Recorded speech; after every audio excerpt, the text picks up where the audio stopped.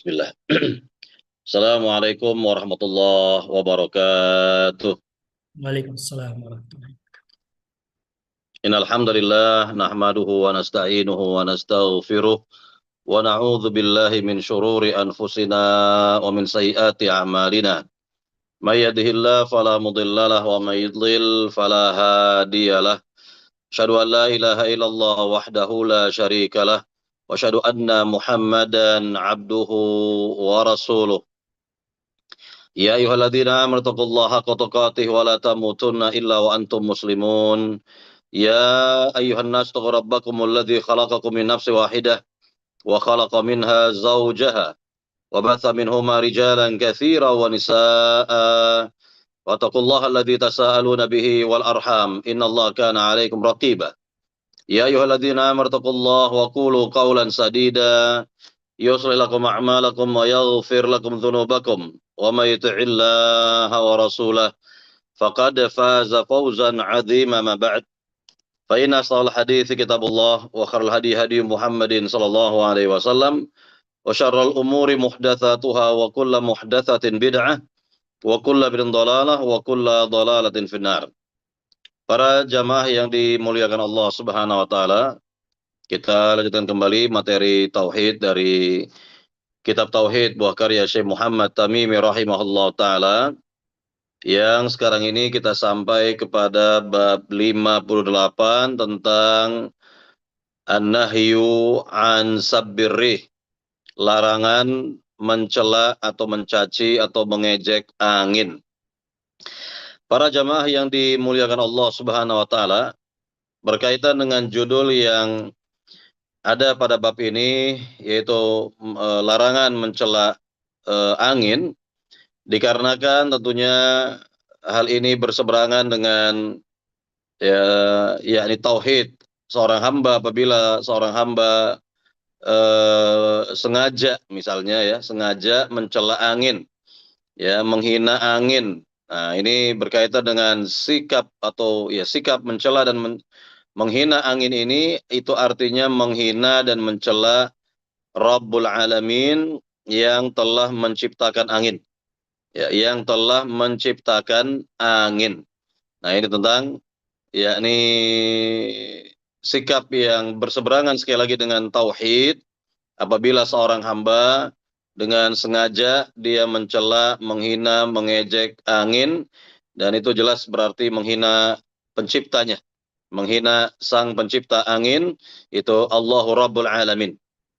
Para jamaah yang dimuliakan Allah Subhanahu wa taala, ya, berkaitan dengan secara umum lah mencela para makhluk, mencela para hamba, mencela makhluk yang telah Allah cipta, apapun makhluknya itu yang telah diciptakan oleh Allah Subhanahu wa taala, maka yang demikian adalah sikap yang tidak benar, karena pada dasarnya menghina makhluk adalah menghina Al-Khaliq, sang pencipta, yaitu Allah Subhanahu wa taala. Allahu Rabbul Alamin. Para jamaah yang dimuliakan Allah Subhanahu wa taala, tentu berkaitan dengan angin, ya. Angin ini jelas merupakan makhluk dari makhluk-makhluk Allah Subhanahu wa taala, di mana angin ini banyak manfaatnya, ya, banyak hal yang bisa kita dapat darinya, dari yakni atau untuk kehidupan kita secara langsung atau yang lainnya begitu. Yakni bagi para makhluk lainnya. Yani ini berguna bagi para makhluk lainnya. Ya, walaupun memang kita dapati bahwa di antara angin yang Allah ciptakan itu memang Masya Allah, ya, dapat memporak-porandakan, ya, bangunan ini itu dan lain sebagainya lah begitu, ya, adanya angin puting beliung dan lain sebagainya. Ya, ini dapat menyebabkan kerusakan sana sini, namun yang jelas semuanya itu atas perintah Rabbul Alamin, atas perintah Allah Subhanahu wa taala angin itu bertiup, atas perintah Allah Subhanahu wa taala angin itu, ya, bertiup ke arah mana yang dikehendaki oleh Rabbul Alamin. Maka yang jelas tidak dibenarkan seorang untuk mencela, menghina ciptaan dari ciptaan-ciptaan Allah Subhanahu wa taala, makhluk dari makhluk-makhluk Allah Subhanahu wa taala. Para jamaah yang dimuliakan Allah Subhanahu wa taala, kalau misalnya saja ya ada seorang eh, bicaranya itu atau ucapannya itu sekedar atau bersifat khobar, ya ini bersifat pengkabaran saja. Tidak ada niat mencela, tidak ada niat menghina angin, ya. Misalnya dikatakan, wah ini anginnya berhembus kencang misalnya, atau anginnya begini begitu dan sebagainya. Ya ini sebagai pengkabaran saja maka tidak ada masalah. Tidak ada hal yang dapat menodai tauhid seorang hamba karena sifatnya hanya pengkabaran, bukan dalam artian untuk mencela, bukan dalam ya tujuan menghina, bukan. Tapi sebagai pengkabaran bahwa angin begini begitu dan seterusnya. Maka seperti ini dibolehkan atau dibenarkan. Baik, para jamaah yang dimuliakan Allah Subhanahu wa taala, jadi sekali lagi ya, judul dari bab ini adalah larangan mencela angin, ya, menghina angin, mencaci maki angin.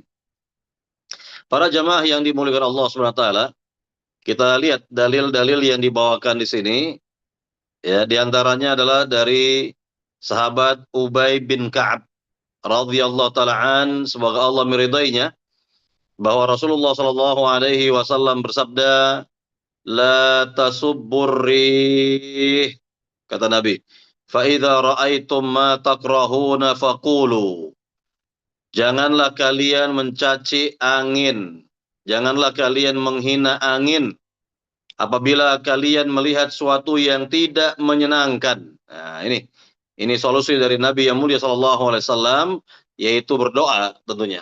Solusinya adalah berdoa karena pada dasarnya Allah Rabbul Alamin lah yang mencipta angin, memerintahkan angin untuk begini dan begitu, dan tentunya ini merupakan kekuasaan Allah Subhanahu wa taala.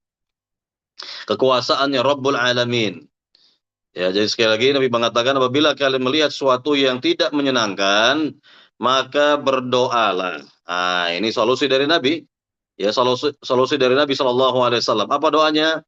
Coba kita lihat, doanya adalah Allahumma inna nas'aluka min khairi hadhihi rih wa khairi ma fiha wa khairi ma umirat bih wa na'udzu bika min syarri hadhihi rih wa syarri ma fiha wa syarri ma umirat bih.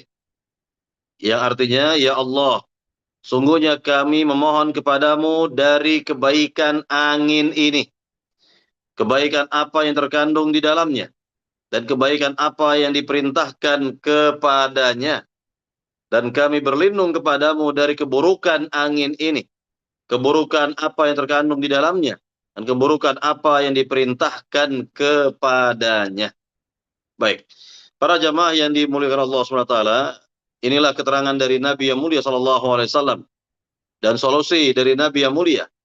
Apabila kita melihat, yakni berkaitan dengan angin, kok sepertinya bertiupnya angin ini tidak wajar misalnya, atau angin ya yang besar, ya, yang dapat menerbangkan apapun yang diterjangnya, maka hendaknya segera kita memohon kepada Rabbul Alamin tentang ya kebaikan angin tersebut, atau berlindung kepada Allah dari keburukan angin itu, atau apa yang terkandung di dalamnya, atau apa yang diperintahkan ke dalamnya.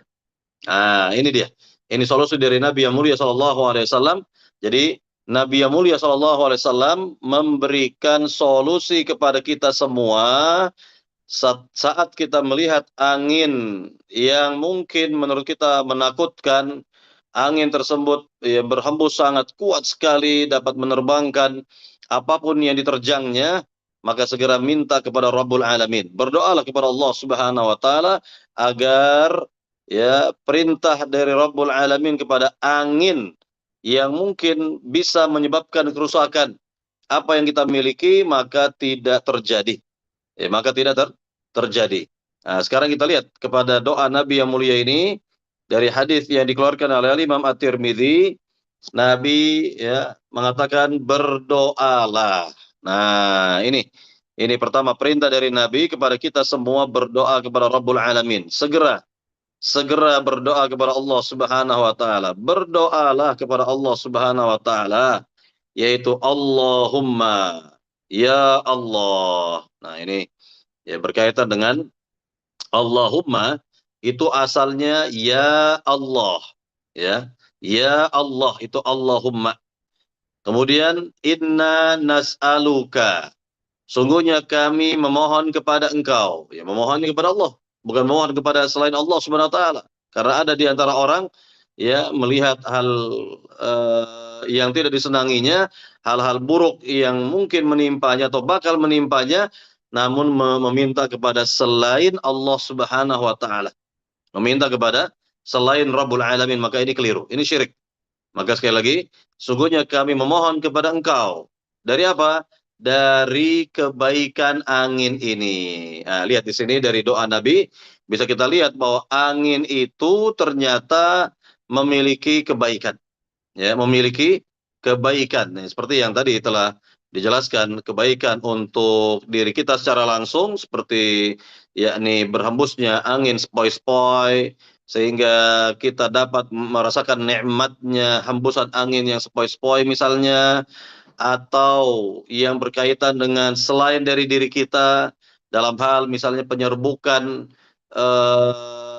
apa namanya ya di tanaman-tanaman yang ada misalnya dengan angin tersebut terbawa gitu ya untuk mengawin silangkan pohon-pohon tertentu misalnya, atau dengan angin pula ya yakni manusia misalnya memanfaatkan angin untuk pembangkit listrik misalnya ya dan lain sebagainya lah.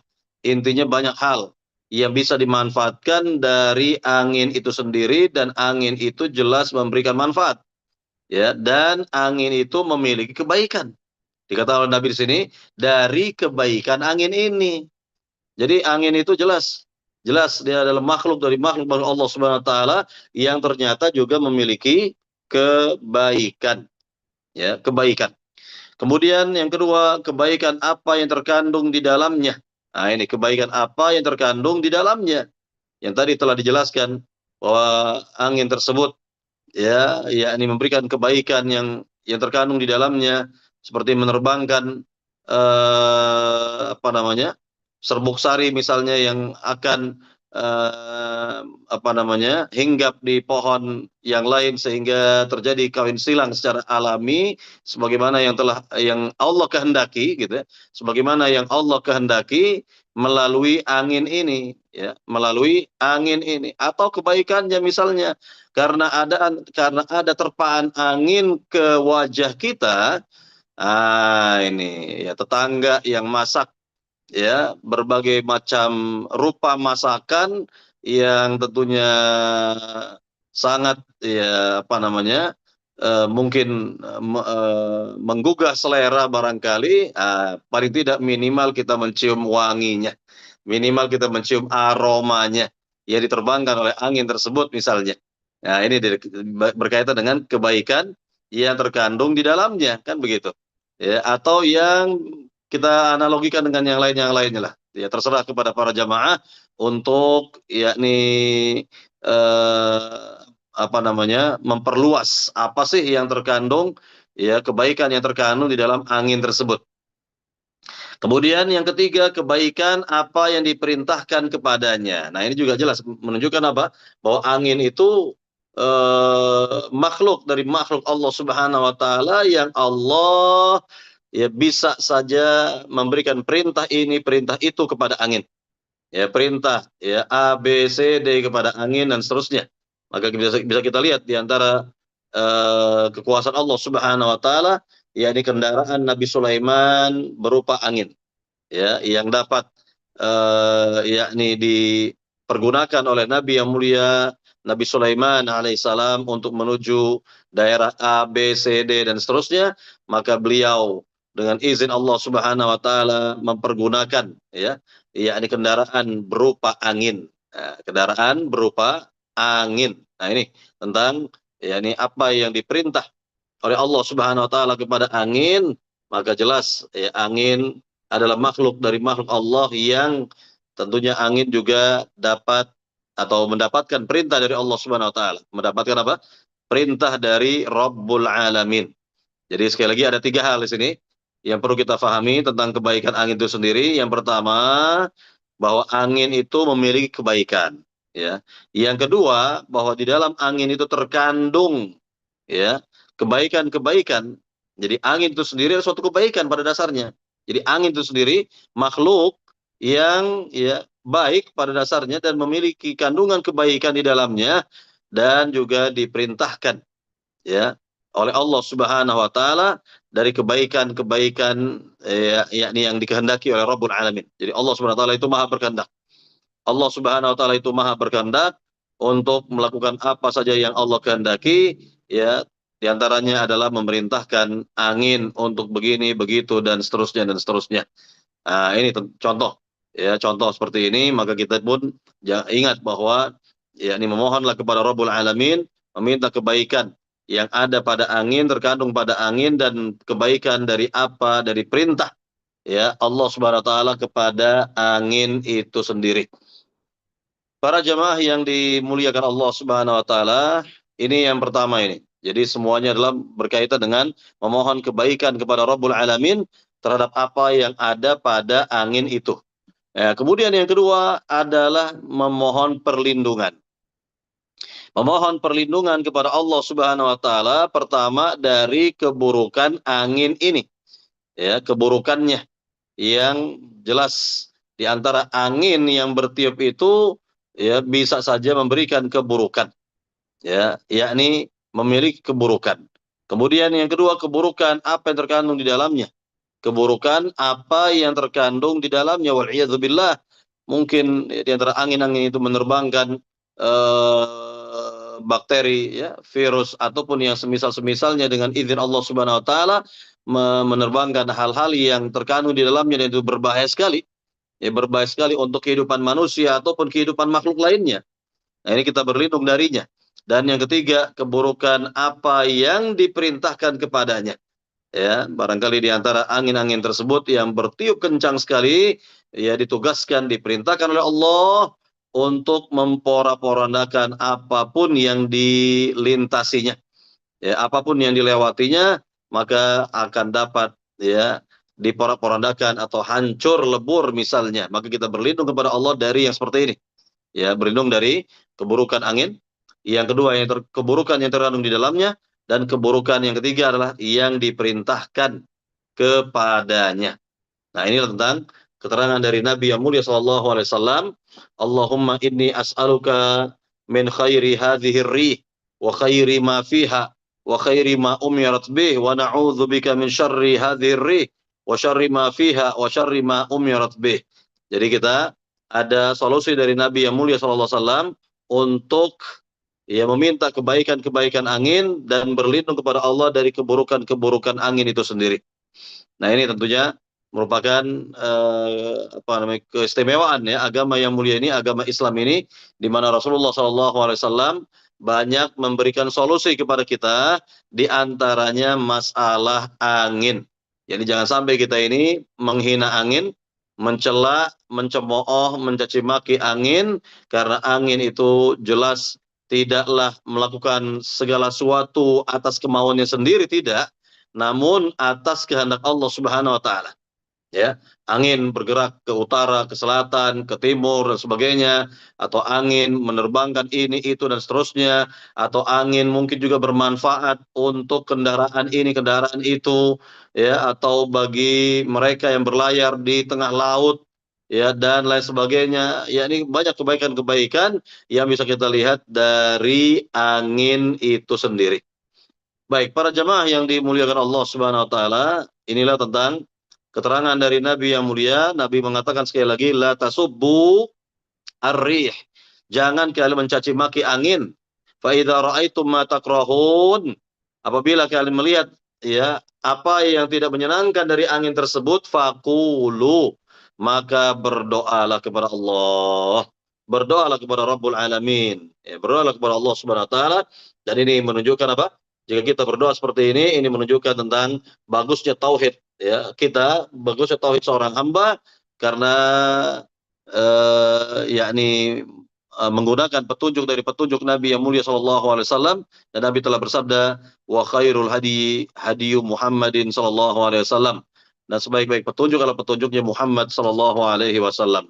Jadi ini berkaitan dengan sekali lagi tentang larangan mencaci maki, menghina, mencemooh ya angin. Bayangkan angin saja tidak boleh kita hinakan, apalagi sama manusia. Ya, apalagi sama manusia, lebih-lebih lagi. Karena tentunya tidak benar jika seorang yang bertauhid kepada Allah dengan sebenar-benar tauhid, maka tidak akan mungkin dia melakukan hal tercela seperti ini, karena ini memang dianggap sebagai perbuatan yang tercela atau bahkan sangat tercela sekali, menghina angin, mencaci maki angin, yakni apa hubungannya kan begitu. Karena ya kita makhluk, angin juga makhluk. Ya, angin juga makhluk. Maka ya angin hanya menurut apa yang dikehendaki oleh Allah, perintah dari Allah, makanya kita memohon kepada Rabbul Alamin juga. Meminta kepada Allah yang telah mencipta angin, yang mengatur angin, yang memerintahkan angin, yang berkehendak atas angin itu sendiri. Nah, ini ya tentang ya, apa yang kita lihat dari yakni hadis Nabi yang mulia SAW, larangan menghinakan angin. Baik, para jamaah yang dimuliakan Allah Subhanahu wa taala, kita ambil bab berikutnya lagi, bab yang ke-59. Yakni larangan berprasangka buruk kepada Rabbul Alamin. Nah, ini kalau tadi ya larangan mencela angin, nah sekarang larangan suudzon, buruk sangka kepada Rabbul Alamin. Ya, buruk sangka kepada Allah Subhanahu wa taala, maka ini lebih terlarang lagi. Apabila kita tidak boleh mencela angin dan dia adalah makhluk dari makhluk-makhluk Allah, maka tidak boleh pula kita bersikap suudzon kepada Rabbul Alamin, kepada Rabb alam semesta ini. Allahu Rabbul Alamin. Hendaknya kita berbaik sangkalah kepada Rabbul Alamin. Karena boleh jadi tentunya akal kita, jelas karena akal kita ini sangat lemah sekali, akal kita ini banyak kekurangan-kekurangan, sehingga kita pun tidak mengetahui apa yang terkandung, hikmah yang terkandung di dalam ya perbuatan-perbuatan Rabbul Alamin. Kehendak-kehendak Allah Subhanahu wa taala. Apapun yang Allah inginkan, maka banyak sekali tentunya kita tidak atau belum mengetahui apa hikmah di balik itu semua. Jadi jangan sampai kita berprasangka buruk atau buruk sangka kepada Rabbul Alamin. Jadi kepada manusia saja, kepada sama muslim saja tidak boleh kita berburuk sangka. Tidak boleh kita berburuk sangka, yang benar adalah berbaik sangka kepada sama kaum muslimin. Ya, apalagi kepada Rabbul Alamin. Ya, Rabbnya seluruh manusia, Rabbun Nas. Ya, Rabbnya seluruh manusia. Maka tidak boleh kita berprasangka buruk atau suudzon kepada Allah Subhanahu wa taala. Baik. Para jamaah yang dimuliakan Allah Subhanahu wa taala, kita lihat dalil yang pertama dari surat Ali Imran ayat 154, di mana Allah Subhanahu wa taala berfirman, "Yadhunnuna billahi ghairal haqqi dhannal jahiliyah, yaquluna hal lana min al-amri min syai', qul innal amra kullahu lillah," kata Allah. Mereka menyangka yang tidak benar terhadap Allah, seperti sangkaan jahiliyah. Mereka berkata, apakah ada bagi kita barang sesuatu yang hak campur tangan dalam urusan ini? Katakanlah sungguhnya urusan itu seluruhnya di tangan Allah. Seluruh di tangan Allah Subhanahu wa taala. Nah, ini berkaitan dengan prasangka-prasangka ini, tidak boleh kita berprasangka buruk kepada Rabbul Alamin, di mana orang-orang jahiliyah dahulu, orang-orang musyrikin dahulu, jelas kalau mereka ya senantiasa berburuk sangkanya kepada Rabbul Alamin, berburuk sangka kepada Allah Subhanahu wa taala. Jadi mereka tidak berbaik sangka kepada Allah Subhanahu wa taala. Contoh di mana orang-orang musyrikin, orang-orang jahiliyah, mereka itu berburuk sangka kepada Rabbul Alamin. Ya, contohnya bahwa mereka meyakini bahwa Allah itu memiliki anak-anak perempuan, dan mereka yakini bahwa para malaikat itu adalah anak-anak perempuannya Allah Subhanahu wa taala, kata mereka. Ini sudah berburuk sangka. Ini sudah tidak benar kepada Rabbul Alamin. Atau berburuk sangka bahwa Allah Subhanahu wa taala tidak perhatian kepada kita misalnya ataupun yang lain sebagainya. Nah, ini tentu tidak benar. Tidak boleh kita suudzon, buruk sangka kepada Rabbul Alamin, dan kita berbaik sangka saja kepada Allah Subhanahu wa taala, dan tentunya akal kita belumlah dapat menjangkaunya. Akal kita ini lemah, banyak memiliki kelemahan-kelemahan sehingga tidak dapat kita atau tidak boleh kita berburuk sangka kepada Rabbul Alamin, kepada Allah Subhanahu wa taala. Coba bisa kita bayangkan, Allah Subhanahu wa taala ini telah banyak memberikan nikmat kepada kita semua. Pertama, nikmat lahir ke dunia ini. Maka Allah Subhanahu wa taala lah yang menakdirkan bahwa kita ini ada di dunia sekarang ini. Kita lahir dari perut ibu kita masing-masing, ya. Kita terlahir dari perut ibu kita masing-masing dan kita dapat menikmati hidup seperti ini. Ini merupakan nikmat dari Allah Subhanahu wa taala, dan kita bersyukur. Bersyukur kepada Rabbul Alamin. Nah, ini berkaitan dengan nikmat hidup. Belum lagi yang kedua, nikmat beragama. Agama Islam ini milik Rabbul Alamin, miliknya Allah Subhanahu wa taala. Hendaknya kita bersyukur bahwa kita ini berada di atas agama Islam, agama tauhid, ya, agama yang dibawa oleh Rasulullah sallallahu alaihi wasallam. Nah, ini nikmat besar yang harus kita bersyukur kepada Rabbul Alamin, berterima kasih kepada Allah Subhanahu wa taala. Belum lagi nikmat-nikmat yang lain lah. Nikmat belajar agama Islam seperti siang hari ini, walaupun di siang hari ini para jamaah Masya Allah hadir di majelis ilmu seperti ini, mendengarkan ilmu agama, mendengarkan materi tauhid pada siang hari ini, maka ini merupakan nikmat dari Allah. Hendaknya kita banyak-banyak bersyukur kepada Allah Subhanahu wa taala. Dan masih banyak lagi yang kita ini wajib bersyukur atas nikmat Allah Subhanahu wa taala. Jadi tidak dibenarkan kita berburuk sangka kepada Rabbul Alamin, berburuk sangka kepada Allah Subhanahu wa taala. Maka yang benar adalah berbaik sangka kepada Allah Subhanahu wa taala, husnudzan. Nah, inilah tentang sikap orang yang bertauhid. Sikapnya orang yang bertauhid senantiasa husnudzan kepada Rabbul Alamin.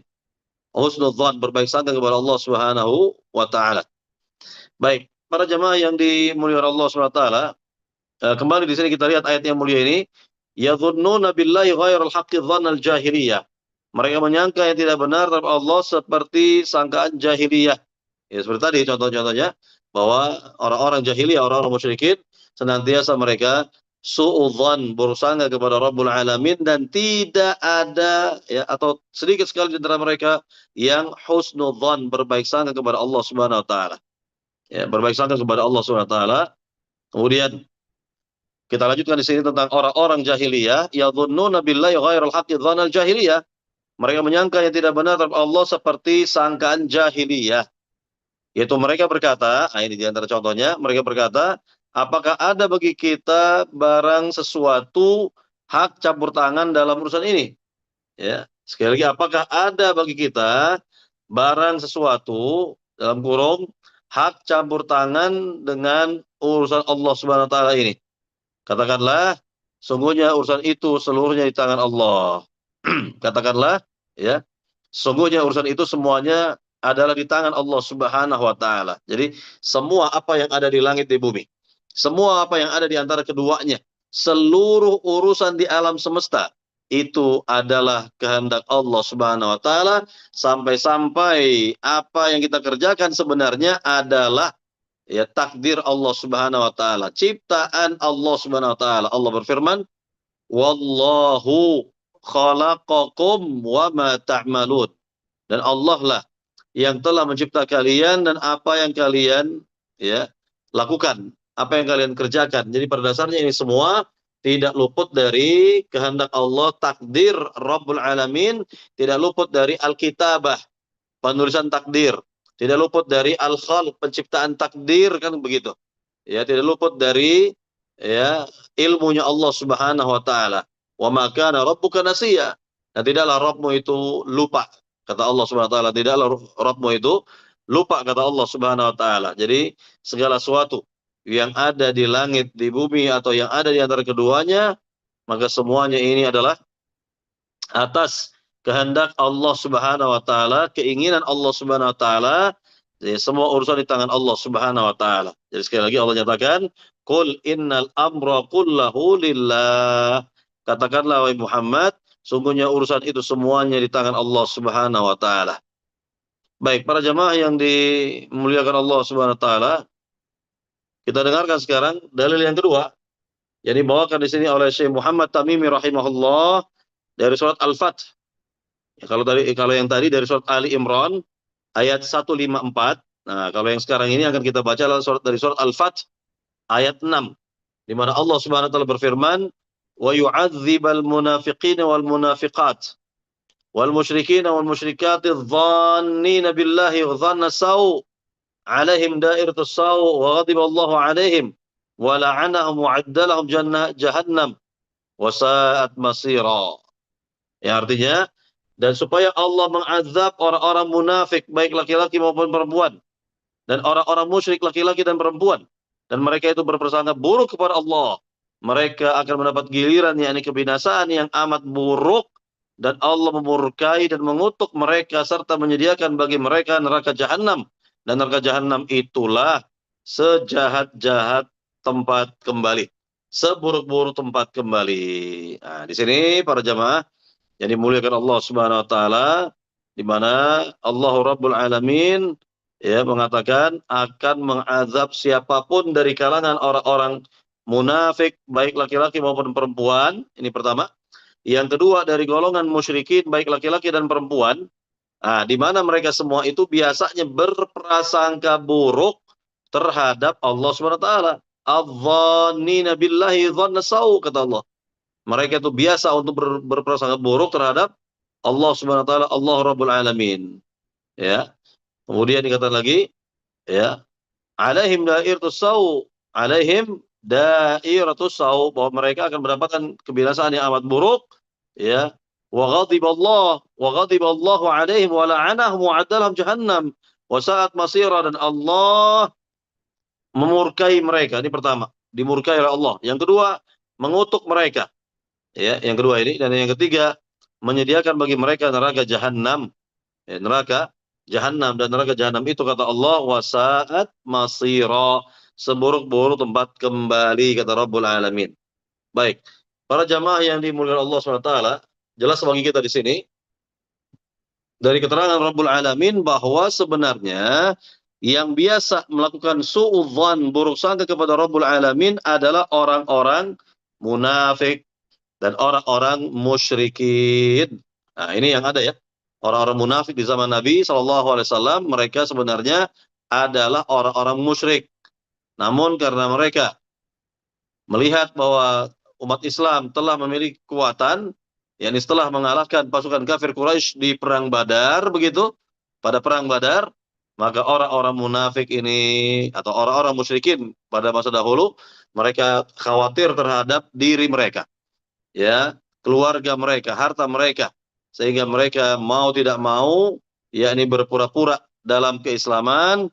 Mereka ikut sholat juga bersama Nabi, para sahabat, mereka ikut berjuang bersama Nabi, para sahabat. Namun ingat, di hati mereka terdapat kebencian terhadap Islam dan kaum muslimin, kekufuran ya kepada Islam dan kaum muslimin, dan mereka menampakkan kepura-puraan terhadap Islam dan kaum muslimin.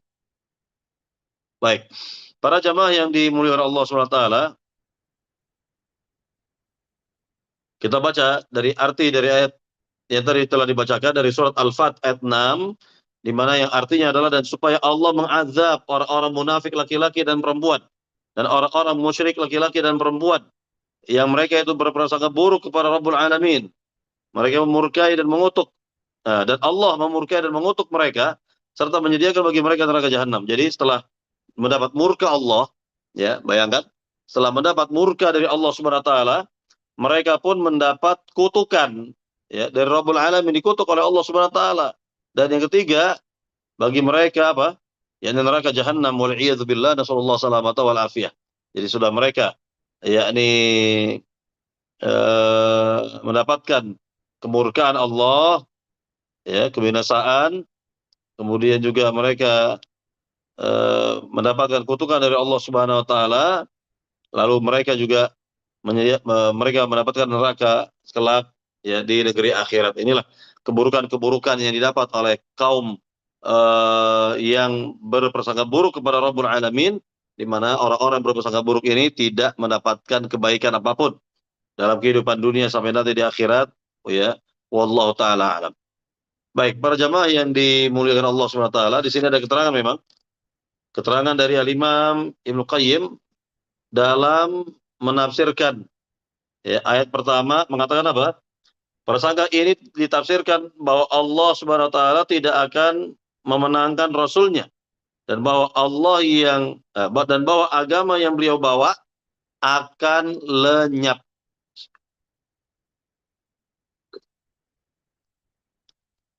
Ana ulangi lagi.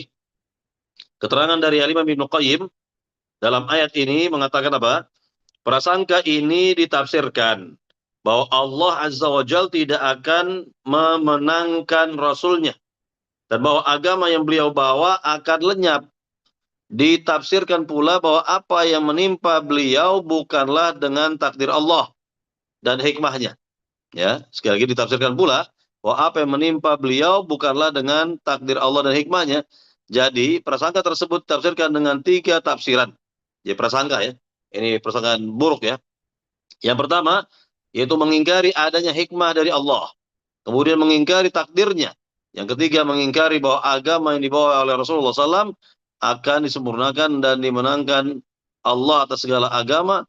Inilah prasangka buruk yang diperbuat oleh orang-orang munafik dan musyrikin yang tersebut dalam surat Al-Fath. Ya, surat Al-Fath. Nah, jadi ini keterangan ya dari Al-Imam Ibnu Qayyim mengenai ayat tersebut.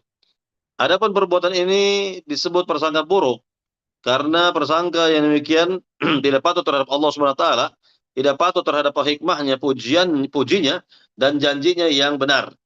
Karena itu barang siapa yang berprasangka bahwa Allah akan memenangkan kebatilan atas kebenaran dengan kemenangan yang tetap disertai dengan lenyapnya kebenaran, atau mengingkari bahwa segala yang terjadi dengan qadar Allah, atau mengingkari adanya suatu hikmah yang besar sekali dalam qadarnya, yang dengan demikian Allah berhak untuk dipuji, bahkan mengira bahwa apa yang terjadi ini hanyalah sekedar kehendak saja tanpa hikmah, ya, maka inilah prasangka orang-orang kafir dan mereka berhak mendapat neraka wail, ya, neraka wail, naudzubillah.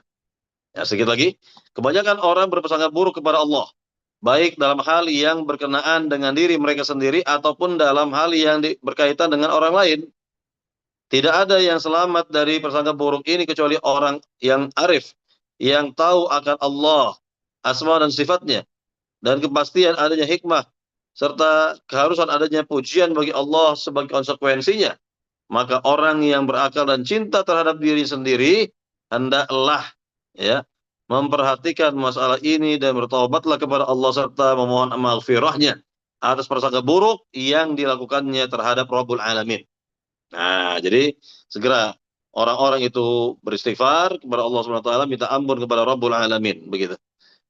Apabila Anda selidiki ya siapapun orangnya, niscaya akan Anda dapati pada dirinya suatu sikap menyangkal dan mencemooh takdir dengan mengatakan hal tersebut semestinya begini begitu.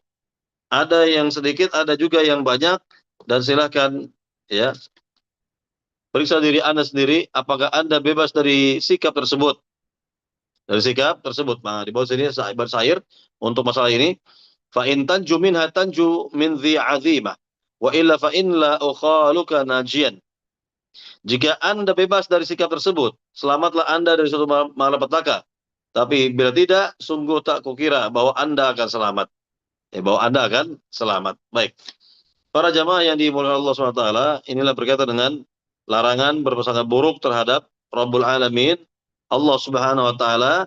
Maka ingatlah kita dari hadis qudsi di mana Rabbul Alamin mengatakan kepada kita semua, ana inda dhanni 'abdi bi.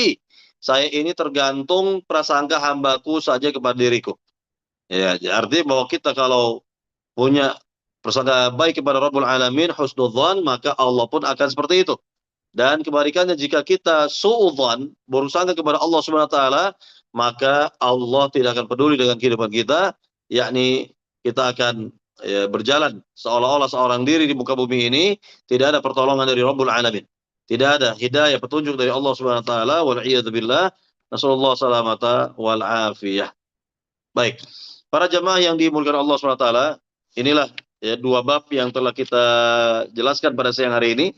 Bab larangan mencaci maki angin dan bab larangan ya suudzon kepada Allah Subhanahu wa taala.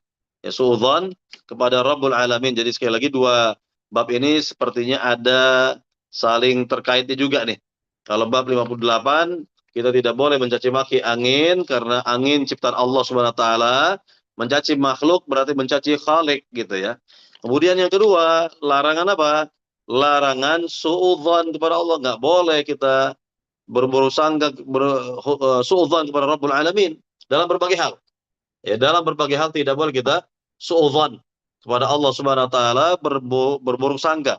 Yang benar itu kebalikannya, yaitu husnudzon, baik sangka kepada Rabbul Alamin agar kita mendapatkan kebaikan dari Allah Subhanahu wa taala.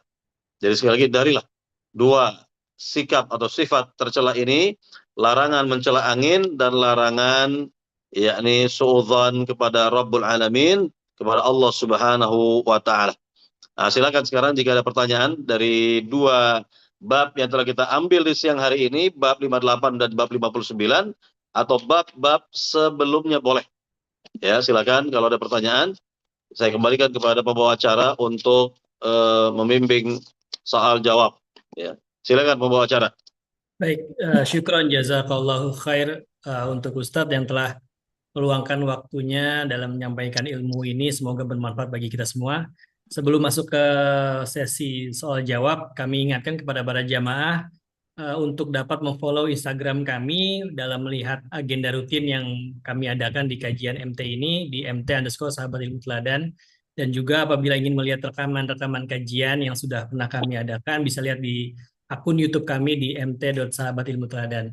Baik, sekarang dipersilahkan bagi para jamaah yang ingin bertanya baik secara langsung maupun melalui kolom chat yang berhubungan dengan materi hari ini di bab 58 atau 59 ataupun di bab-bab lain. Tafadhol para jamaah, dipersilahkan.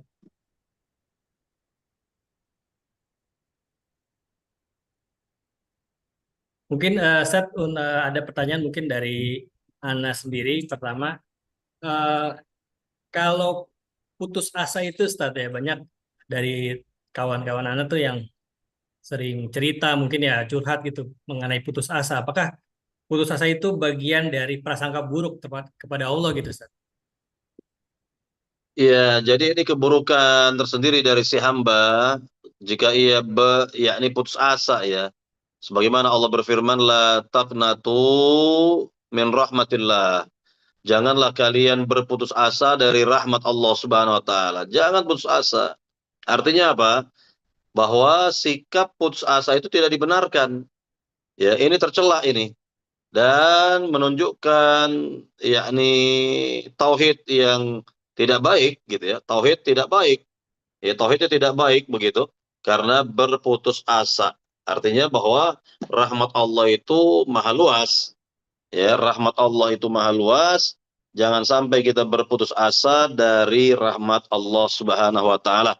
Hendaknya kita yakni berusaha untuk mendapat rahmat Allah Subhanahu wa taala. Barangkali sikap putus asa itu berasal dari yakni tauhid yang lemah atau pemahaman takdir yang lemah juga begitu ya, sehingga berputus asa. Ya, sehingga timbul putus asa. Nah, ini kalau terjadi pada orang awam ya jelas ya indikasinya besar sekali. Nah, tentunya kita yang berusaha mempelajari ilmu tauhid, mempelajari akidah, maka jangan pernah kita berputus asa dari rahmat Allah Subhanahu wa taala. La taqnatu min rahmatillah. Janganlah kalian berputus asa dari rahmat Allah. Kita dilarang, bahkan dilarang oleh Rabbul Alamin untuk putus asa. Nggak boleh. Ya, karena apa? Karena rahmat Allah itu maha luas, sangat luas, begitu. Dan keputusasaan ini menunjukkan lemahnya seorang hamba. ya lemahnya tauhidnya, lemah imannya terhadap takdir, lemah agamanya, lemah imannya. Ya, jadi tentang berputus asa itu ini sangatlah tercela sekali dalam pandangan agama yang mulia ini. Jangan sampai di antara umatnya ini atau umat Islam ini memiliki sikap putus asa. Ya, sikap putus asa. Jadi mungkin ada di antara orang mengatakan, oh saya mengalami titik terendah katanya. Saya mengalami titik terendah dalam hidup saya. Ya, berputus asa ini. Ya, berputus asa katanya. Ah, ini sangat disayangkan. Ya, sangat disayangkan hendaknya seorang hamba bisa lebih mempelajari lagi akidahnya, mempelajari tauhidnya, mempelajari yakni al-iman bil qada, keimanan kepada takdir ya. Jangan sampai dia bersikap putus asa dalam hidupnya. Karena pada dasarnya Allah sendiri, Allah yang apa namanya memberikan berbagai hal kepada para hamba, maka Allah pula yang dapat menyelesaikan berbagai permasalahan hidup yang ada di dunia ini. Allah yang pasti jelas mengetahui dan Allah Maha Kaya, Allah Maha eh, yakni Maha Pemberi ya. Artinya bahwa Allah Subhanahu wa taala itu jelas tidak akan tinggal diamlah kepada orang-orang yang bertauhid, pasti ada jalan keluarnya. Ya, contoh ini. Saya berikan contoh tentang Raja Abdul Aziz, raja yang bertauhid kepada Allah Subhanahu wa taala, Raja Saudi Arabia, ya, pendiri kerajaan Saudi Arabia yang ketiga. Sekali lagi Raja Abdul Aziz, ya, Raja Abdul Aziz. Begitu ya. Raja Abdul Aziz ya 1 abad yang silam kira-kira ya melihat bahwa Inggris berhasil menemukan ya, ini sumur minyak di Kuwait di masa itu ya, di masa itu. Kemudian ya tentunya Raja Abdul Aziz ingin agar Inggris juga mencari sumber-sumber minyak di negerinya itu. Kan begitu. Maka dipanggillah Inggris ya agar Inggris mencari sumber-sumber minyak, sumber-sumber minyak di kerajaan Saudi Arabia. Apa kata Inggris? Kami tidak dapat. Nah, kami tidak dapat. Nah, di sini apakah sang raja berputus asa? Tidak. Sang raja yang ketika itu mengetahui bahwa yang memiliki teknologi mirip dengan Inggris di masa itu adalah Amerika. Ya, maka dipanggillah Amerika untuk kerjasama jika ada sumur-sumur ya minyak yang ada di kerajaan Saudi Arabia ini, maka ini adalah suatu hal yang dapat menggembirakan bagi ya tentunya negeri ya Saudi Arabia ini. Maka dengan izin Allah Subhanahu wa taala, kemudian dengan usaha-usaha manusia di masa itu, akhirnya ditemukan satu sumur minyak. Nah, setelah ditemukan satu sumur minyak, maka tidak lama setelah itu ditemukanlah yang lainnya. Ditemukan sumur-sumur minyak yang lainnya sehingga menjadikan sekali lagi menjadikan kerajaan Saudi Arabia ini ya negeri petrodolar. Artinya betul-betul ya negeri yang yakni makmur begitu dengan sumber alamnya yang melimpah ya dan apa namanya jumlah minyaknya yang menguasai ya dunia ini atau yang merajai kita katakan ya dunia ini, maka inilah tentang kekuasaan Allah Subhanahu wa taala dan Allah Maha Kuasa untuk berbuat apapun kepada para hamba. Yang penting jangan kita berputus asa. Mohonlah kepada Rabbul Alamin. Allah lah, Allah lah yang ya Maha berkehendak atas peristiwa ini, peristiwa itu, kejadian itu di muka bumi. Maka tentunya kita kepada Allah lah kita memohon apa solusinya, apa jalan keluarnya agar kita selamat dari kehidupan kita di dunia sampai nanti di akhirat. Intinya jangan berputus asa. Orang yang bertauhid tidak pernah berputus asa. Lihat Nabi Zakaria. Lihat Nabi Zakaria tidak berputus asa kepada Rabbul Alamin, terus memohon dan terus memohon ya, agar ia dikaruniai keturunan oleh Allah Subhanahu wa taala. Lihat nabi-nabi yang lain. Lihat rasul-rasul yang lain. Betapa mereka sangat yakin kepada Rabbul Alamin, yakin kepada Allah Subhanahu wa taala. Nah, ini kita ini baru dicoba sedikit saja sudah yakni luar biasa ya.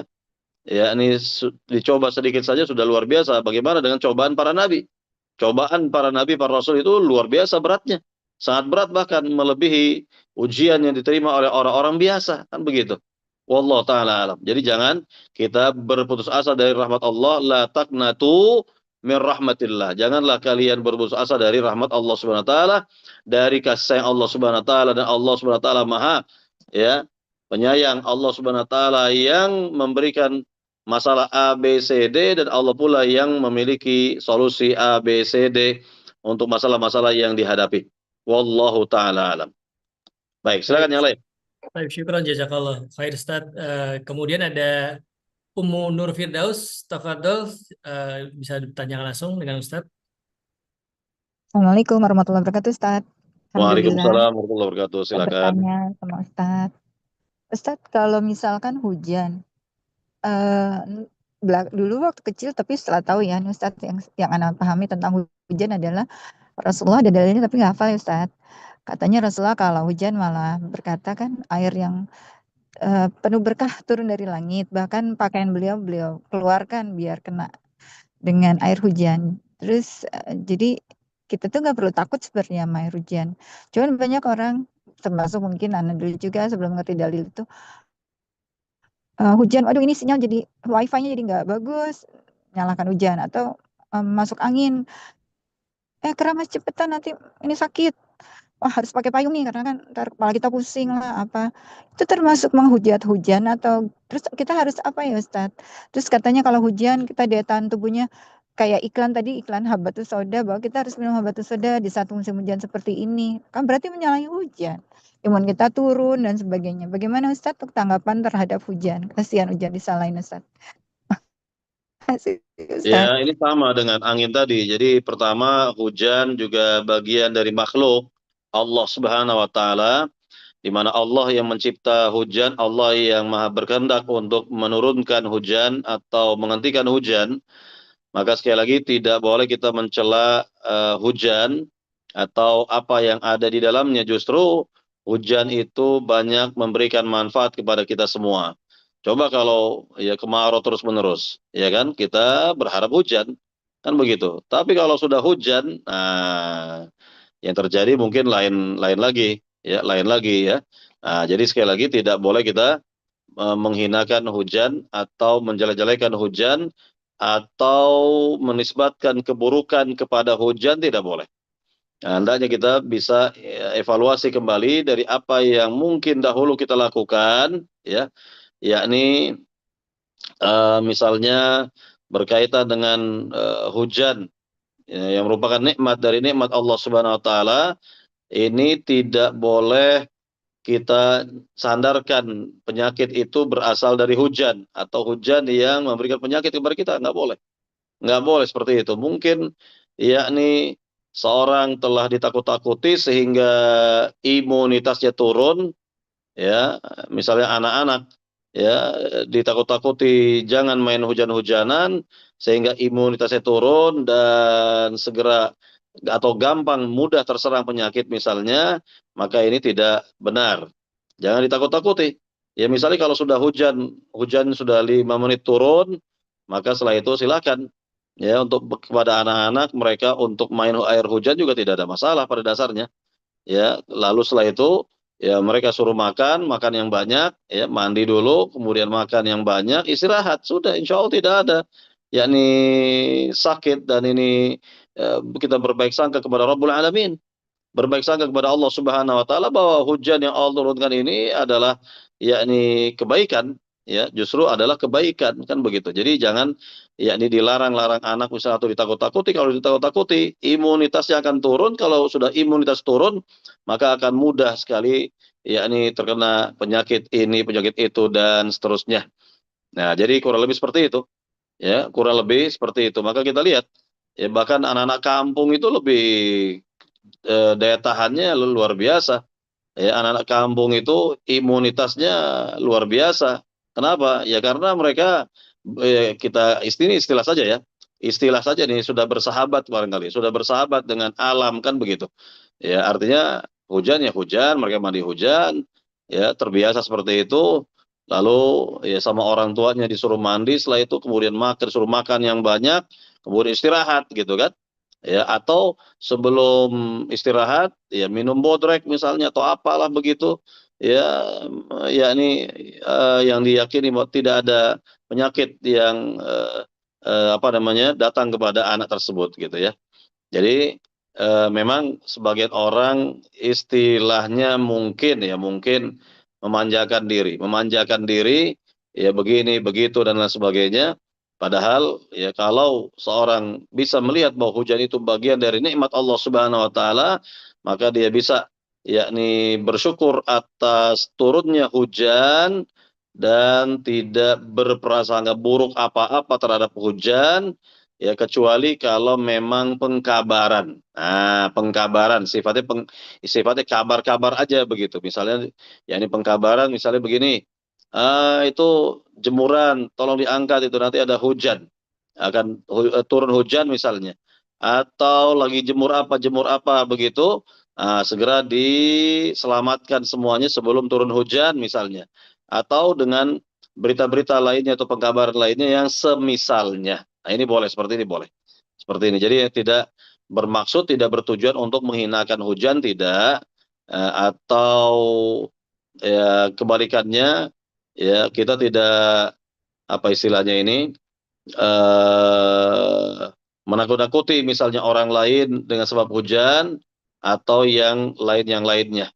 Ini hal biasa saja, kita tanggapi sebagai hal yang biasa saja yang seperti ini. Ya, jadi tinggal kita kondisikan. Nah, tinggal kita kondisikan. Misalnya begini, kalau memang sudah musim hujan, ya kemana-mana bawa payung atau bawa mantel hujan, ya, atau bawa apa misalnya ya, minyak gosok kayak misalnya atau apa begitu yang menghangatkan badan atau apa begitu. Intinya kita bisa antisipasi. Kita bisa antisipasi. Misal juga sepertinya masuk angin nih misalnya. Sebagian orang ya meyakini kok masuk angin. Segera dia minum ya obat atau apa begitu, atau mungkin secara tradisional sebagian orang ya kerokan ya di punggungnya itu dikrok gitu, dikrokin, beres. Alhamdulillah sembuh lagi ya, bisa aktivitas kembali kan begitu. Jadi nggak perlu kita repot-repot begini begitu yang tentunya belum tentu kebenarannya ya, belum tentu kebenarannya ya. Wallahu taala alam. Jadi memang kita lihat sebagian orang memanjakan fisiknya dirinya sehingga mungkin ya dikatakan baru kena hujan dikit aja udah sakit, barangkali seperti itu ya. Wallahu taala alam. Baik, Baik, silakan yang lain. Ada ya, pertanyaan syukran. yang lain tertulis? Allah. Assalamualaikum Ustaz. Oh iya, Waalaikumsalam, silakan. Assalamualaikum. Ya, waalaikumsalam. Eh, Kapan perasaan putus asa itu dianggap wajar dan tidak dilaknat oleh Allah? Misalnya begini Pak Ustadz, seseorang merasa lelah ya, terus sedih dalam berjuang, tetapi tetap beriman karena kita sebagai manusia kan tidak selalu kuat ya. Ada satu saat kita merasa lelah, kita merasa lemah, dan karena itu apakah ada suatu putus asa sementara yang tidak dilaknat oleh Allah gitu? Ya biasalah kita manusia kadang-kadang kan suka curhat atau istilahnya menginikan sendiri apa? Ada rasa perasaan blaming juga di sini. Yang mungkin saya ada sedikit mengenai hujan Pak ya. Kalau kadang-kadang kalau hujan di sini tuh bisa menjadi salju Pak. Jadi kalau saya sih mendingan menghindar aja sama sekali karena saya tinggal di Eropa nggak tinggal di Indonesia. Itu aja Pak. Makasih. Baik, yang pertama berkaitan dengan sikap kita ya. Jadi memang manusiawi kalau kita kadang lemah, ya kadang apa namanya sedih, ya atau yang semisal. Sebagaimana Nabi juga pernah sedih, Nabi juga ya merasakan capek, lelah itu hal yang biasa saja. Tapi tentunya ya tadi kalau dikatakan sampai kepada putus asa ya jangan seperti itu. Maka kita lihat contoh Nabi SAW ketika Nabi itu berdakwah ke negeri Taif, ke wilayah Taif. Nah, dakwah Nabi nggak diterima. Nabi dihina, Nabi diejek, Nabi dicaci maki, Nabi ditimpuki oleh orang-orang sampai beliau berdarah-darah kan begitu. Sedihnya luar biasa. Nabi sedihnya luar biasa, bahkan ini merupakan puncak bisa kita katakan kesedihan Nabi. Nabi ya dalam beberapa keadaan atau peristiwa juga sedih, tapi ini lebih sedih dari yang lainnya. Ini yang paling berat ini. Ketika Nabi berdakwah ke negeri Taif, ya, ketika Nabi berdakwah ke negeri Taif, kira-kira seperti itu. Nah, tentunya Nabi setelah itu berdoa kepada Allah Subhanahu wa taala, ya Nabi Shallallahu alaihi wasallam ya memohon kebaikan-kebaikan kepada Allah Subhanahu wa taala. Jadi untuk sisi putus asa itu ya nggak ada, nggak boleh. Nggak boleh seperti itu karena Nabi yang mulia Shallallahu alaihi wasallam bahkan memaafkan mereka, ya mengampuni mereka kesalahan mereka, ya. Jadi tidak menganggap bahwa yakni mereka menghina dan lain sebagainya itu sampai membuat Nabi itu putus asa, ya tidak. Sedih ya sedih, pasti sedih, ya. Di sini kalau seorang mengalami futur, ini mengalami futur ya, atau semacam eh, ketidaksemangatan dalam beribadah misalnya, ya futur istilahnya, maka segera misalnya dia minta nasihat kepada temannya, minta nasihat kepada orang lain, ya, atau dia alihkan kepada sholat, ya, sebagaimana ya sholat itu jelas wasta'inu, ya, billahi bisabri wassalah, ya minta tolonglah kepada Allah dengan sabar dan sholat. Artinya dalam keadaan seperti itu Nabi sholat, dalam masalah-masalah yang dihadapi Nabi perginya kepada sholat untuk menenangkan hati Nabi Shallallahu Alaihi Wasallam, dan juga memohon kepada Allah, petunjuk kepada Allah agar diberikan solusi dari Allah Subhanahu Wa Taala. Maka kita lihat Nabi seorang diri, ya, kan di masa itu Nabi seorang diri itu. Beliau sebagai Nabi seorang Rasul memimpin umatnya kepada agama ini, plus beliau sebagai pemimpin penguasa pemerintah, ya, karena negara Islam perdana itu ada di masa beliau Shallallahu Alaihi Wasallam, dan beliau sebagai pemimpin pertama perdana memimpin kaum muslimin, ya tentunya banyak masalah yang beliau hadapi, banyak sekali masalah yang beliau hadapi. Maka lihatlah betapa pertolongan Allah Subhanahu Wa Taala dekat kepada Nabi, dan senantiasa Allah yang membimbing nabinya ini, karena memang hubungan ya Nabi kepada Rabbul Alamin itu sangat dekat sekali, dan ini yang kita perlukan, ya. Ihfadillah ihfadillah tajidu tujahak, jagalah batas agama Allah, maka Allah akan menjaga dirimu, ya. Jagalah batas agama Allah, maka engkau akan mendapati pertolongannya di hadapanmu, kan begitu. Jadi ya, ini yang perlu kita jaga nih, hubungan kita kepada Rabbul Alamin, agar kita pada saat yang sulit, pada saat yang susah, kita mendapatkan pertolongan Allah Subhanahu Wa Taala. Jadi dalam keadaan senang kita selalu mendekat kepada diri Rabbul Alamin, kepada Allah Subhanahu Wa Taala. Maka pada saat yang genting, pada saat yang susah, tertimpa musibah atau yang semisalnya, maka kita mendapatkan pertolongan Allah Subhanahu Wa Taala. Ya, mendapatkan apa? Pertolongan Rabbul Alamin. Kemudian tadi yang berkaitan dengan ya hujan sedikit turun salju, ya kata tadi Pak, ya. Ya ini hujan sedikit turun salju, ya qadarullah, artinya itulah di negeri kita hidup seperti itu, tinggal kita mencari solusi yang terbaik, ya. Kita di Indonesia tidak mengalami apa yang Bapak alami, memang. Kita di negeri ini tidak mengalami apa yang Bapak alami. Yang jelas yakni segala sesuatunya itu pasti ada solusinya. Ya, segala sesuatunya itu ada jalan keluarnya. Inna ma'al usri yusra. Inna ma'al usri yusra. Sungguhnya bersama kesulitan ada kemudahan. Bersama kesulitan ada kemudahan. Diulang oleh Allah Subhanahu Wa Taala.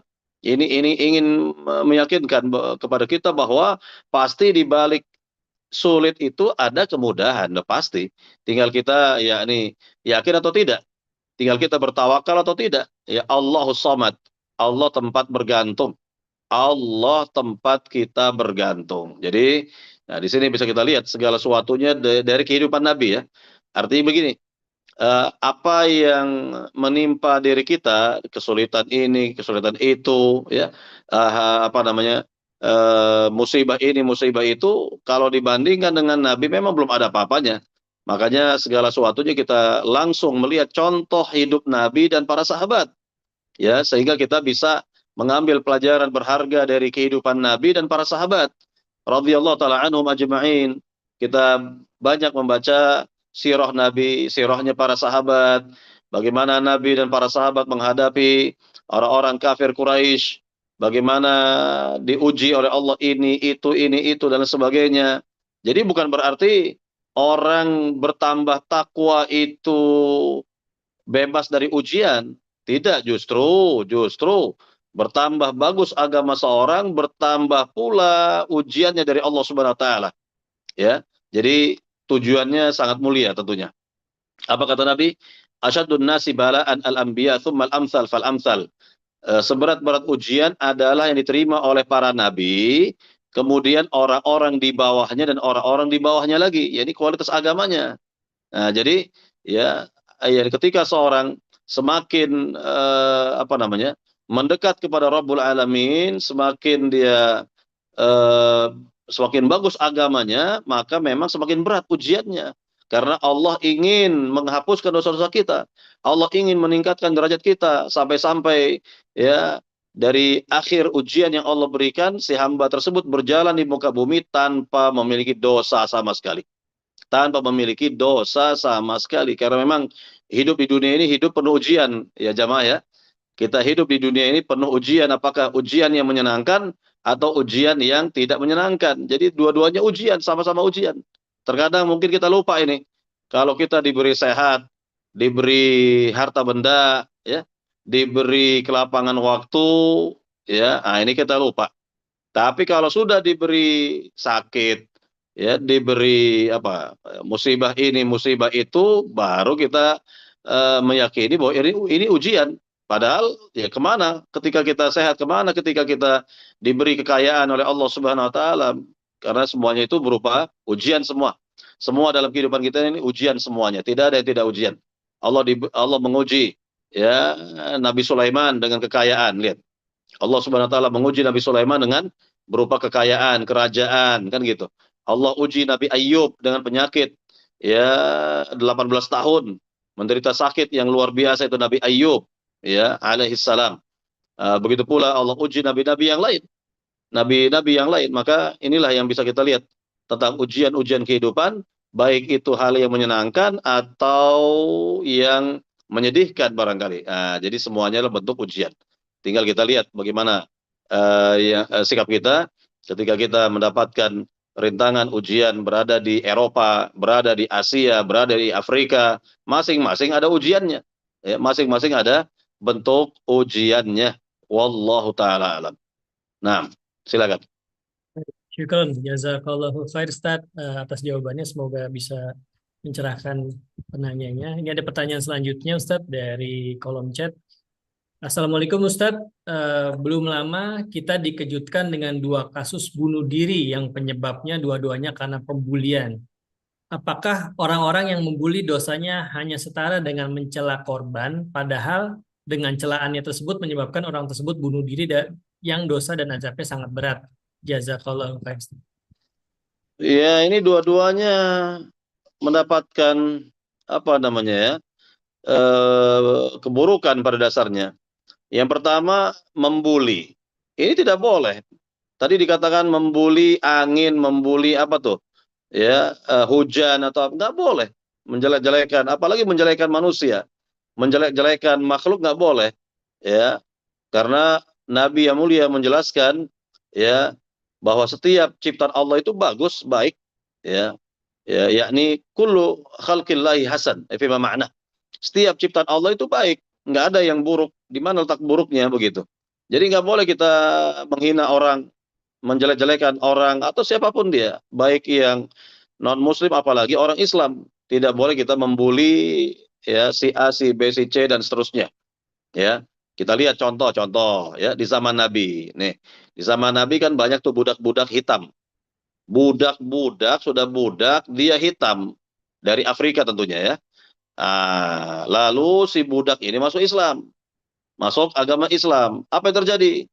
Ya, sudah dia budak, kemudian hitam, legam, kulitnya begitu, ya. Lalu dia masuk Islam. Nah, kemudian menjadi baik keislamannya, kemudian Allah muliakan dengan sebab Islamnya si hamba tersebut. Jadi banyak di antara para sahabat Nabi yang asalnya itu budak atau hamba sahaya, lalu menjadi bagus keislamannya setelah masuk agama Islam. Bahkan Nabi angkat Bilal bin Rabah menjadi salah seorang muadzin Nabi. Bayangkan itu. Itu keutamaan besar. Ya, keutamaan besar. Jadi agama Islam ini agama yang tidak pernah membeda-bedakan manusia, baik itu suku, ya, negeri, atau kulit, atau ras, atau apa saja, nggak ada. Dibeda-bedakan oleh agama ini. Maka Islam itu menghilangkan semua fanatisme yang merugikan itu. Ya, semua fanatisme itu dihapus oleh agama yang mulia ini. Ya, semua fanatisme itu dihapus oleh agama yang mulia ini. Maka kita lihat, ya, Islam itu agama yang luar biasa, dan Allah tegaskan, inna akramakum indallahi atqakum. Sungguhnya orang yang paling mulia di antara kalian itu yang paling bertakwa. Jadi dilihat takwanya, siapa yang paling bertakwa, dia yang paling bagus di sisi Allah Subhanahu wa taala. Lihat Nabi Muhammad SAW mengangkat mantan budaknya Zaid bin Harithah menjadi orang mulia. Bahkan anaknya Zaid bin Harithah, yaitu Usama bin Zaid bin Harithah, diangkat oleh Rasul sebagai panglima Islam. Yang dahulu bapaknya itu adalah mantan budak. Lihat Islam itu, seperti itu Islam. Makanya Islam itu diterima oleh seluruh bangsa di seluruh negeri, diterima. Jadi ini pertama, tidak boleh membuli. Membuli makhluk haram hukumnya. Yang kedua, ini yang dibuli baperan kali atau gimana, nggak tahu, pokoknya banyak faktor kali ya. Banyak faktor nih, orang yang dibuli lemah, mentalnya lemah, dan seterusnya, sehingga terjadi keputusasaan dan ujung-ujungnya bunuh diri. La haula wala quwata illa billah. Nah, ini berbahaya juga ini. Ini keburukan juga seperti ini. Tidak boleh seorang membunuh diri. Tidak boleh seorang membunuh dirinya. Nggak boleh, tidak boleh, haram. Hukum bunuh diri itu haram. La taqtulu anfusakum. Jangan kalian bunuh diri kalian. Wala tulqu biaidikum ila tahluka. Jangan kalian campakkan diri kalian kepada kebinasaan, kata Allah Subhanahu wa taala. Jadi berbahaya sekali berkaitan dengan orang yang membunuh dirinya, mengakhiri dirinya dengan jalan pintas, dengan apa yang diusahakannya, apakah dengan benda tajam atau racun, atau menjatuhkan diri dari gedung, dari atas bukit, dan seterusnya. Nah, ini berbahaya. Tidak benar. Jadi dua perbuatan tadi sama-sama tercela dalam pandangan agama. Baik perbuatan membuli orang lain, atau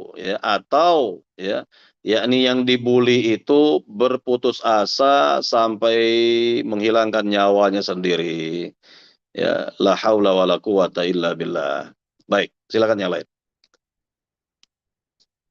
Baik, syukron jazakallahu khair Ustaz. Untuk pertanyaan selanjutnya, ini bismillah, beberapa waktu yang lalu terjadi puting beliung di Depok.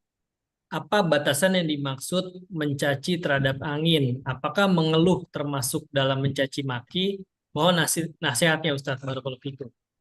Tidak mengeluh, tentunya tidak mengeluh dari apa yang terjadi, bahkan menjadi evaluasi. Menjadi evaluasi, misalnya dari puting beliung yang menimpa rumah kita, ternyata ini atap rumahnya kok ke bawah angin, misalnya angin puting beliung. Oh, berarti ini kurang kuat. Berarti kita ini pakai bahan yang lebih kuat lagi, yang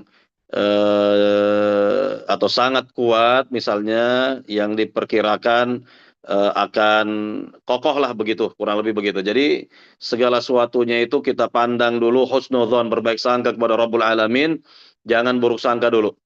Ini yang pertama. Yang kedua, kita memohon pahala dari Allah atas musibah yang menimpa. dan kita berdoa kepada Allah, Allahumma ajurni fi musibati wa khluf li khairan minha. Ya Allah, berilah ganjaran atas musibah yang menimpa diriku dan berilah ganti yang lebih baik darinya. Kan begitu. Nah, kemudian yang ketiga kita evaluasi. Oh, ini yang kurang apa nih kira-kira nih? Begini, begini, begini. Sehingga diharapkan ya tidak terjadi lagi di kemudian hari. Tidak terjadi lagi di kemudian hari. Nah, justru ini adalah kebaikan. Jadi kita berpikirnya positif saja. Berpikir positif dalam hal ini, tidak berpikir macam-macam, apalagi sampai-sampai kita suudzon lagi kepada Rabbul Alamin. Suudzon kepada Allah Subhanahu wa taala. Nah, ini tidak benar. Ya sudah, tidak benar yang seperti ini. Ya, jadi sekali lagi ini yang bisa kita lihat ya dari peristiwa tersebut ya. Wallahu taala alam. Nah, Baik. Syukron jazakallah khair Ustaz atas jawabannya.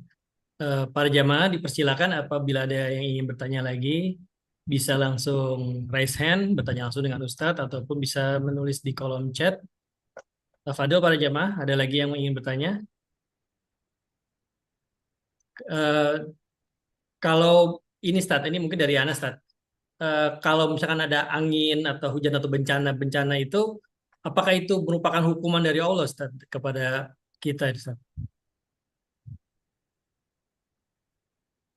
ya ini pertanyaannya, ini ujian atau berupa apa gitu ya? Ya, iya itu Musibah atau musibah azab itu, begitu. ya hukuman tuh azab ya Ustadz? Baik, baik. Begini, pertama tentunya pasti semuanya itu Allah takdirkan. Tidak lepas dari takdir Allah Subhanahu wa taala, apa saja yang menimpa diri kita itu pasti berasal dari takdir Allah Subhanahu wa taala. Ya kan, itu yang pertama sekali. Jadi jangan kita berburuk sangka, tidak boleh, kembali lagi tidak boleh berburuk sangka kepada Rabbul Alamin. Yang kedua, berdoalah kepada Rabbul Alamin agar tentunya kita diberikan kebaikan dari musibah yang menimpa diri kita. Kemudian yang tadi evaluasi tadi itu, evaluasi. Oh, mungkin memang ini dulunya misalnya rawa-rawa misalnya, kok dijadikan perumahan, ya pantas ya kebanjiran terus misalnya. Ya, nah ini kan evaluasi nih. Ini dari evaluasi. Atau ya kita memikirkan yang terbaiknya gimana begitu. Ya, mana yang gimana yang terbaiknya, apakah ya ini mungkin ya pindah ke suatu tempat misalnya yang dipandang lebih aman barangkali, atau ya ada solusi yang lain, ya ada solusi yang lainnya.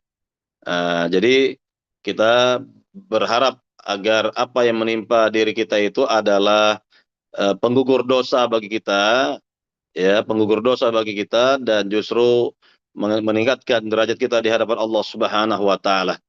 Ya, meningkatkan derajat di sisi Allah Subhanahu wa taala.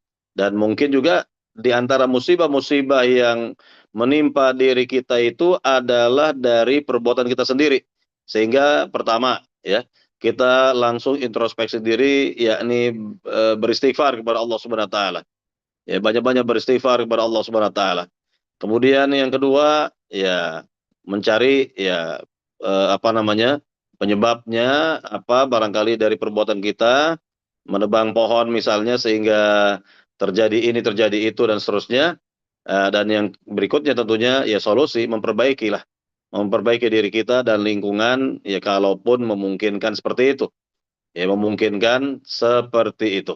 Dan ini ada di antara orang-orang, Masya Allah, peduli juga dengan lingkungan, ya peduli dengan lingkungan yang tadinya daerahnya tandus, lalu ditanami berbagai apa namanya pohon bambu misalnya, ya berbagai pohon bambu misalnya, sehingga di kemudian hari ya banyak keuntungan-keuntungan yang didapat, ya keuntungan-keuntungan yang didapat. Ya, ini ada seperti ini. Saya dengar seperti ini, ya ada yang melakukan seperti itu. Jadi merawat lingkungan yang ada, ya apa namanya, menjaga, dan bahkan dari lingkungan yang mungkin sudah dikatakan rusak atau hampir rusak begitu ya, lalu diupayakan untuk direboisasi ataupun yang semisalnya begitulah, kurang lebih begitu. Ya, Allah taala alam. Baik, Baik. syukur Ustaz. Silahkan Salam. apabila ada lagi. Oh, silakan Bapak Indra Nah, Purnomo. Silakan. Ya, Ya, oke. silakan. Jadi mungkin saya hanya sedikit untuk buat diri saya sendiri. Jadi berdasarkan keterangan dari Pak Ustadz, menurut yang saya dapatkan dari jabaran selama ini bahwa Islam memaklumi rasa kecewa atau kehilangan semangat sesaat dalam menghadapi cobaan selama tidak mengingkari rahmat Allah. Tolong dikoreksi kalau pendapat saya itu salah, Ustadz. Terus yang kedua adalah ini juga memang sulit Pak Ustadz ya, membedakan mana musibah, mana ujian, karena kebetulan saya sendiri pernah di PHK tanpa saya tahu kenapa saya di PHK gitu misalnya kan. Ya saya evaluasi juga agak sulit karena saya tidak bisa melihat berdasarkan prestasi, berdasarkan pelanggaran yang saya lakukan gitu kan. Jadi kan memang itu keputusan dari korporat aja, dari pusat bahwa memang harus dikurangkan pegawai seperti itu. Nah, alhamdulillah ya sempat saya agak sedikit putus asa, kemudian saya bisa mendapatkan pekerjaan lagi dalam waktu 3 bulan ya. Waktu itu, tapi saya sudah punya keluarga dan saya juga selama itu juga saya harus berusaha menjaga keuangan keluarga kami. Jadi itu adalah yang memang sangat sulit untuk evaluasi seperti itu Pak Ustadz. Memang yang Pak Ustadz terangkan itu ada benarnya juga. Gitu aja Pak Ustadz. Terima kasih. Ya, baik Pak, terima kasih Pak. Masukannya terima kasih. Jadi memang manusia ini kan kadang lemah dia. Ya, kadang lemah, kemudian menghadapi futur, ya, ketidaksemangatan, maka hal yang biasa terjadi memang seperti ini, namun segera kita cari solusinya. Cari solusinya dengan meminta ya teman atau siapa gitu untuk memberikan nasihat sehingga bangkit lagi kita. Bangkit lagi kitanya, tidak malas atau tidak futur lagi begitu, tidak kembali semangat lagi ya. Kemudian juga segala sesuatunya jelas sudah ditakdirkan Allah Subhanahu wa taala. Seperti tadi yang dikatakan seorang di PHK ya, dan yang di PHK kan bukan 1 2. Yang di PHK itu mungkin ribuan ya, ribuan orang di PHK, apalagi di zaman kita sekarang ini. Ya, sulit bagi sebagian orang mencari pekerjaan di zaman kita sekarang ini. Nah, inilah ya, berkaitan dengan seperti ini kita harus fahami, harus sadari bahwa rizki Allah itu maha luas. Ya, rizki Allah itu maha luas. Tentu kita mohon kepada Rabbul Alamin. Ya, Allah yang menakdirkan kita di PHK, maka kita minta solusi kepada Allah. Kita minta solusi kepada Rabbul Alamin. Apa solusinya ya Rabb? Ya Rabb, apa solusinya seperti ini? Tolong berikan yakni atau keluarkan saya dari keterpurukan ini atau kesedihan ini atau musibah ini. Ah, begitu. Kita selalu memohon kepada Rabbul Alamin, mengadulah kepada Allah Subhanahu wa taala. Ah, begitu. Itu yang lebih bagus kita. Kita mengadu kepada Allah Subhanahu wa taala dan bukan mengadu kepada manusia, maka mengadu kepada Allah itu yang benar dan jalan keluarnya seperti itu. Jadi pasti nanti ada saja jalan keluar dari Rabbul Alamin, dari Allah Subhanahu wa taala atas masalah yang kita hadapi. Ya, atas masalah yang kita hadapi. Nah, kira-kira begitu para jamaah. Ya, jadi lebih-lebih kita hidup di zaman sulit seperti sekarang ini, ya. Kita hidup di zaman sulit seperti sekarang ini, maka hendaknya kita semakin kita mendekatkan diri kepada Rabbul Alamin.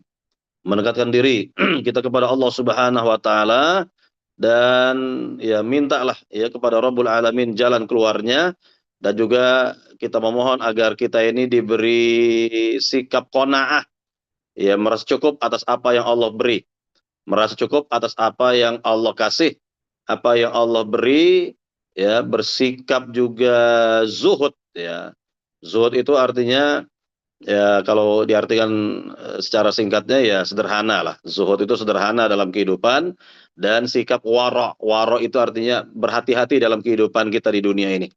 Jadi ini sikap wara', sikap zuhud, dan qanaah, serta sabar dan syukur dalam menghadapi berbagai situasi.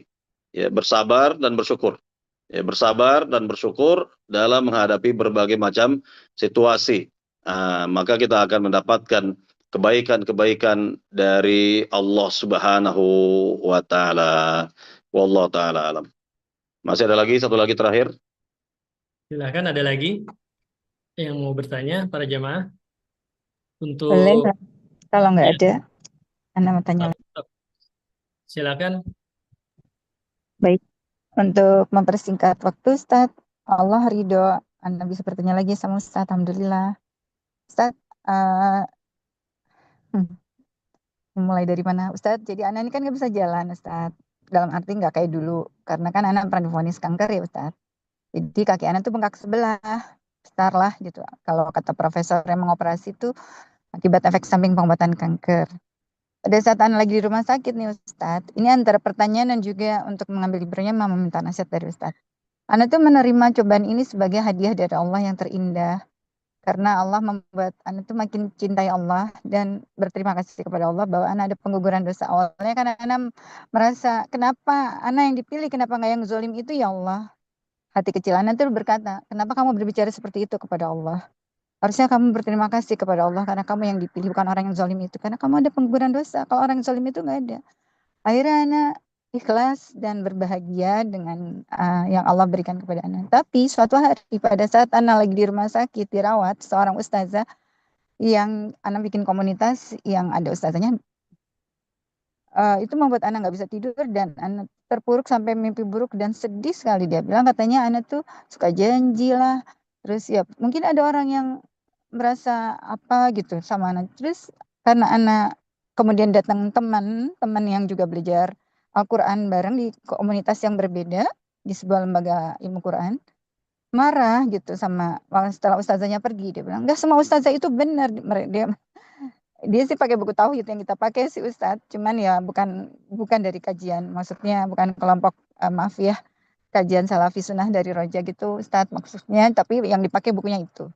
Tapi beliau ustazah lah gitu kita panggilnya. Nah, semua ustazah itu benar dia bilang gitu, nggak usah didengerin. Yang ngomong sih marah-marah, maksudnya baik memberi semangat, cuman anak lagi terpuruk, lagi sakit di tempat tidur malah digituin. Iya, malamnya anak nggak bisa tidur dan sedih banget. Tapi sekarang anak tuh kan di rumah aja, Ustaz. Banyak di rumah aja.